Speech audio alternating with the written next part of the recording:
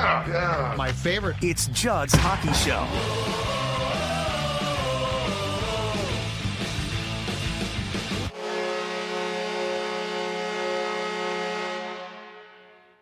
It's not just Judd's Hockey Show. It's Judd and AJ. It is Judd's Hockey Show, episode number 4 of the road to the World Junior Hockey Championships, which of course are coming to our state starting on December 26th, going through early January. This is a tournament that is absolutely fantastic. I've talked about it before, but if you are watching players that are stars in the National Hockey League right now, they have played in this tournament. Absolutely great stuff. And games will be played at Grand Casino Arena, which of course is where the Wild plays in St. Paul, and also 3M at Mariucci on the U of M campus. Ticket information available at worldjuniorsmn26.com, worldjuniorsmn26.com. And without further ado, I know the fans are excited to see us. I know that they're always very excited, but we are about to bring in a guy who won an NCAA hockey championship with the Gophers in 1979, a Stanley Cup in 1995 with the Devils, best remembered as one of the greatest American-born players, though, playing for the North Stars, and of course, an Olympic gold with the Miracle on Ice team in 1980. Neal Broten, who also played in 1979 before all of those things on the World Junior Championship team that played in Sweden, along with Dave Christian and Mike Ramsey, who, of course, joined him on the gold medal winning team as well. Brats, thanks much. Appreciate the time. Hope all is well. How are you doing? Oh, you bet. Thanks for having me. Looking forward to talking about the Junior Hockey Championship and what I can remember back in '79. But yeah, it should be a lot of fun. So to go back, what are your, if I'm not mistaken, the tournament started unofficially around 75. I think it became official. 77, I think, maybe. Yes, I think you're right. So this tournament, which turns 50 this year, this coming season. Wow. What do you remember about this, though? Because it was just starting and it's turned into such a huge tournament now. In Canada, it's absolutely huge. It's certainly grown here in the States. What are your recollections going back to Sweden in 1979? Yeah, just going back to Sweden, I never really been out of the United States before. So, and then going and play against the European teams was a big eye opener. Playing, like Russia and Czechoslovakia, Sweden. I think we played Canada too, but playing against those teams on a bigger ice sheet, I wasn't used to that. Yeah, there was a lot of different things in Sweden, but that's what I can remember. Go ahead, Age. And what sort of, that's obviously a big step for you going from, high school hockey to, college, or now you're playing international teams and you're going abroad. How do you think that experience playing World Juniors set you up for the rest of your hockey career? It's such a short time span, but obviously it helped you in certain ways prepare your game for down the road.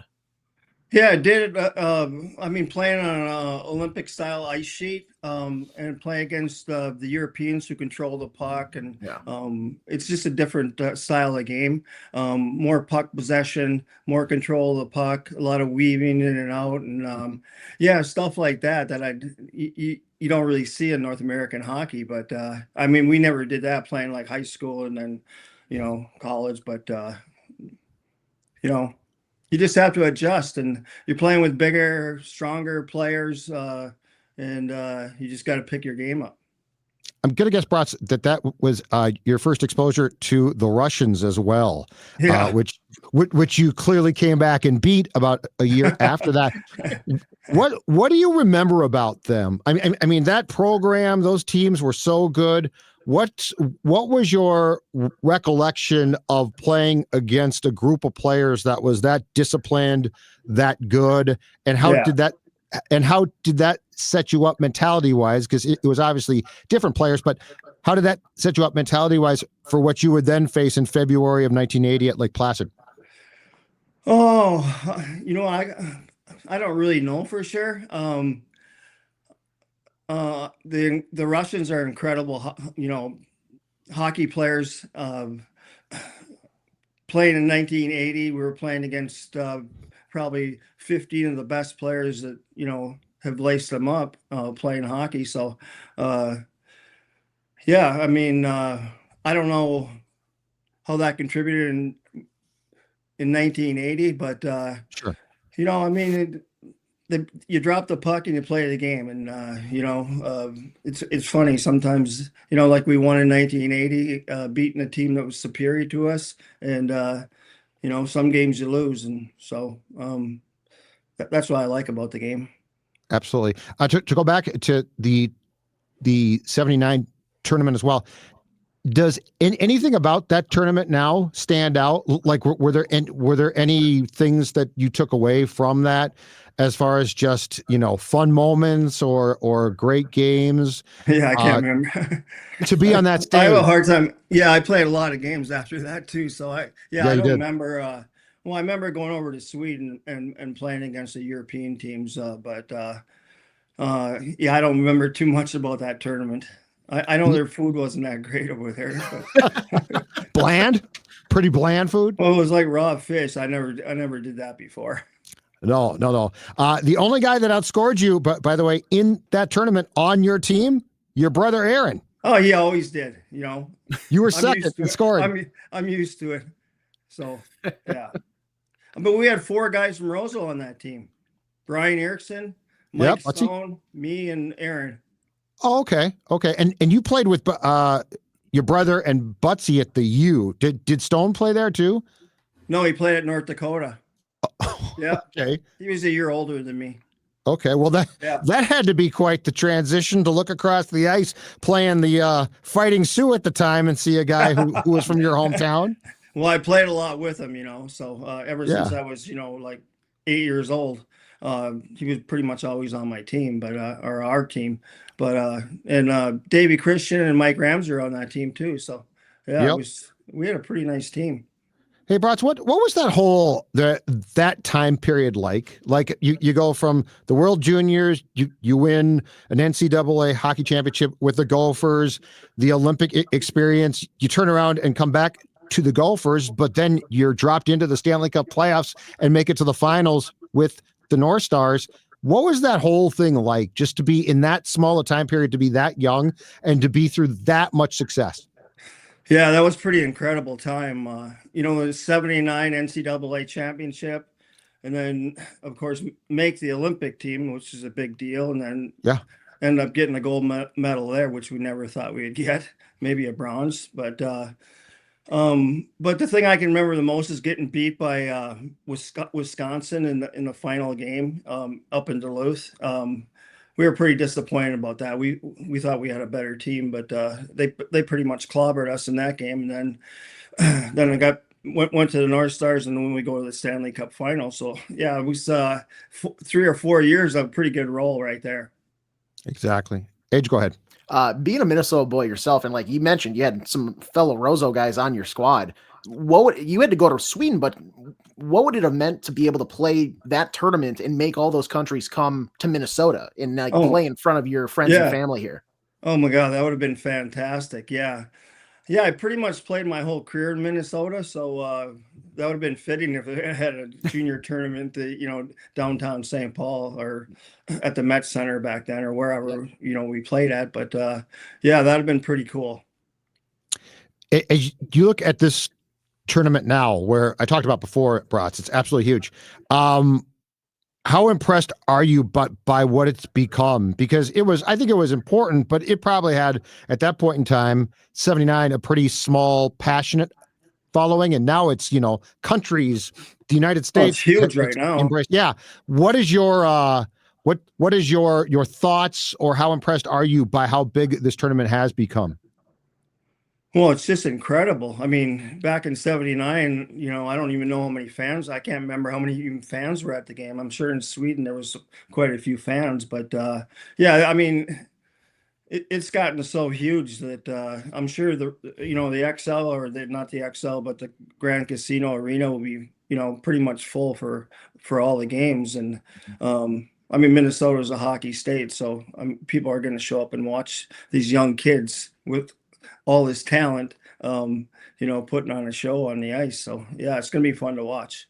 Mhm. Especially like the notoriety that USA Hockey has had from then to now, kind of growing Oh year after yeah, year and becoming yeah, this like hockey powerhouse. I mean, yeah. you honestly probably kicked that off here with your 79 tournament and then the medal in 1980. But since your time playing and now still affiliated and being around USA Hockey, has it been fun to watch just how big the game has grown in the States, along with just how it's been respected outside of here now? Kind of you're rivaling Canada year after year, Yeah, yeah. kind of taking the bearings off of Sweden and Finland and all those countries. Well, I mean, you think back in the day, we were lucky to take fourth or fifth spot, right?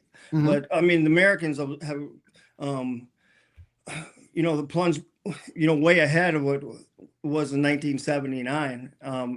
The 80 team definitely had something to do with that. But I mean, now you got hockey in Florida and, Texas and Arizona and, Southern Cal. I mean, you got hockey all over the place. Yeah. Before it was just basically out east, Boston, and then Michigan and Minnesota. Were the three big states in hockey. But yeah, I mean, hockey's growing so much in the U.S. and we're competing against the Canadians now, and the Russians and the Finns and the Swedes and Czechs. So yeah, it's fun to see when you Absolutely. go into a championship and you got a good chance to win. Makes you feel pretty comfortable. Yeah, Absolutely. I don't want to get Absolutely. too comfortable.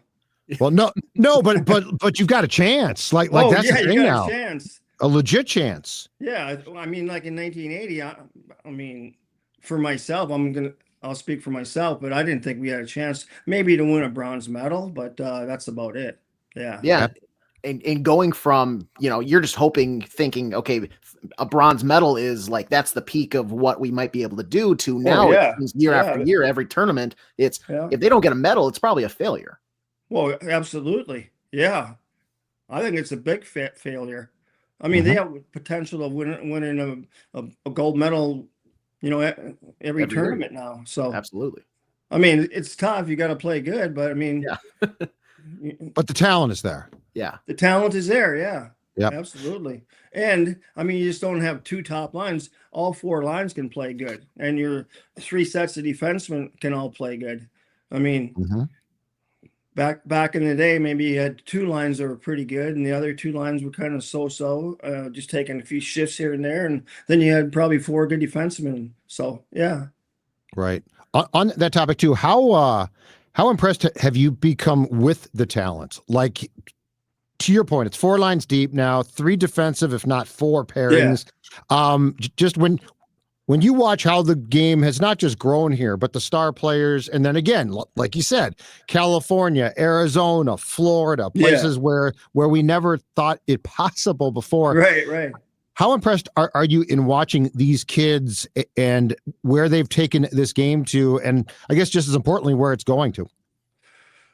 Well, it's incredible. I mean, you see how fast they can skate, and I mean, the penalties now are a lot different. There's no more holding and hooking and stuff like that back in the early 80s. But I mean, just the way they condition themselves and preparing when they're younger. I mean, stick handling and trying different moves. We never did that kind of stuff. They got better instructors, better teachers, and just the stuff they can do with the puck and their skating skills. It's fun to watch. Yeah, I mean, the skill level has definitely, I feel like, grown year after year. I mean, do you think you could drop in like your team back in the day, and like how competitive could you even be to some of the guys that you see this year? I mean, not very competitive. No. Yeah. No, I mean, they'd slaughter us like 20-0 or something. Yeah. Well, wait though. If you had the equipment and things though too, like that would help. You guys had wood sticks. I mean, those were the old days. Like now. Well, yeah, I mean, would help. Yeah, they got all that stuff, but I mean, the sticks are a big improvement, right? A huge improvement. I mean, they can shoot the puck harder now, and I mean, they're so light, and their stick handling ability and their skating, and that's what I like to watch them. I mean, the way they pass the puck too, it's incredible. Yeah, I mean, really skilled players. Mm-hmm. Is there one thing in particular when you like watch a game, when if you sit down and watch some of the tournament in December at the World Juniors, Brats. Is there one thing that you especially appreciate? You know, the stick handling, the shooting, whatever it is. Is there one thing where you say, wow, this is something that I either didn't think possible or it's come a long way? Well, I watch for kids that are unselfish and move the puck. I like to see a lot of puck movement. I know the ice sheet will be, not Olympic ice sheet, so there won't be as much room out there. But yeah, I'm looking forward to. I mean, just seeing the talent out on the ice and the way they move the puck and how fast they skate. Yeah, it's gonna be a fun watch. Team USA going for a third consecutive gold medal, and you obviously won the Yeah. Olympic gold for Team USA. But can you talk about when you've watched this team, stand on the pedestal and get that gold medal, the emotions that maybe still run through you and what it means to like win a gold medal wearing Team USA on your chest? Yeah. Oh, it's the ultimate. Having that USA on your jersey. I mean, I was fortunate just to make the 80 Olympic team. But then after your Olympics is done, it's hard hockey for what, seven games or something. But just to stand on that pedestal and with all your teammates, and know that you accomplished something that I didn't really even dream about, because I didn't think we were going to win a gold medal. So I mean, to do that and at Lake Placid, in your home country. Yeah, I mean, I was just really proud to make the team, and proud to be on a team that won a gold medal. What's it like to be on that podium and hear your anthem? Well, you just get a little shots up your spine. It's just like, I mean, they're chanting USA, right? Right. But then there's singing the national anthem, and yeah. Man, I can't even really express how we were. Well, I mean, we were just like in heaven, right at that point. Right. Well, how much pride do you still take too? So I think there are, I think there's big moments in this country when it comes to where the sport has grown, starting with your team in '80. I actually Yeah. think the Gretzky trade to the Kings was huge. Yeah. The '96 World Cup team, because that's sort of got the group that missed your team as far as young guys. But how much pride do you take in sitting back and knowing that USA Hockey is largely, in my opinion, where it is today because of that team? Like it felt like that catapulted the whole thing and it took off from there. But it's what now? Going on 45 years or so since that game. Oh. How cool is that to know that you were part of something that has lasted and will last and was just a huge moment for what's become of a sport now, in which, as we've just got done discussing, has become, extremely competitive and really good in this country. Yeah, that's something that makes me smile. I'm pretty proud of that.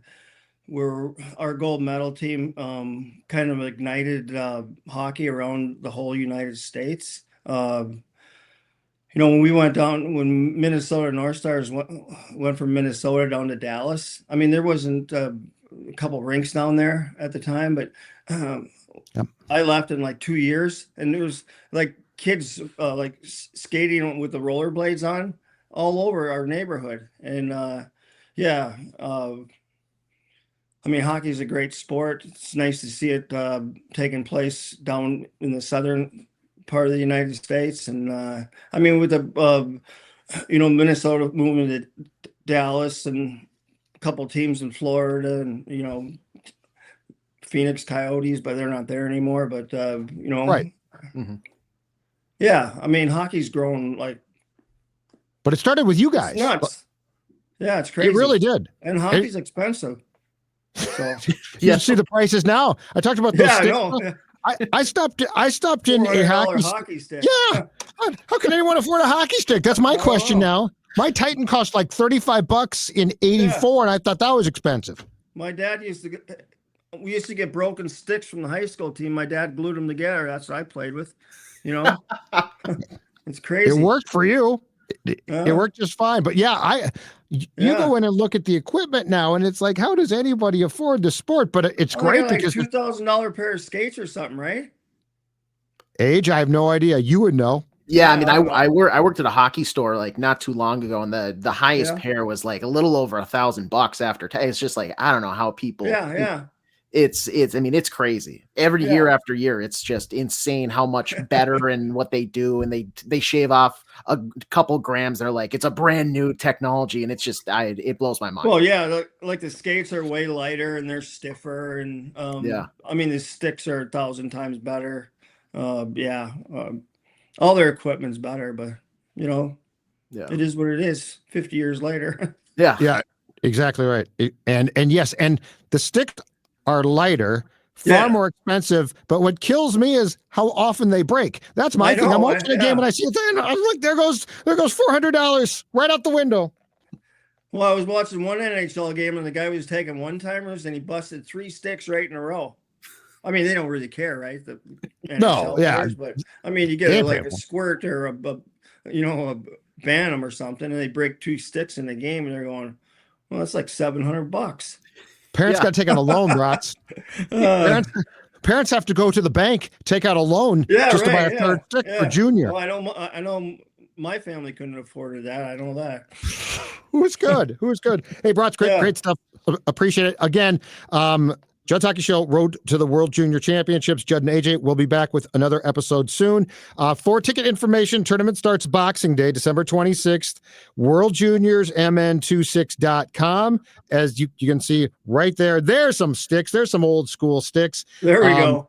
Great tournament. Grand Casino Arena in St. Paul, and also games. In fact, I think all of the Team Canada preliminary round games are going to be at 3M at Mariucci. So the State of Hockey is going to have the game take over. It's going to be fantastic. Only the second time that this tournament's going to be here. It was here in 82. It's turning 50, so don't miss the opportunity. There you see the dates, December 26th through January 5th. Brats, thanks so much. He's AJ. Thank you, guys. Thanks a I'm lot. Judd. We'll talk to you later on Judd's Hockey Show. Okay.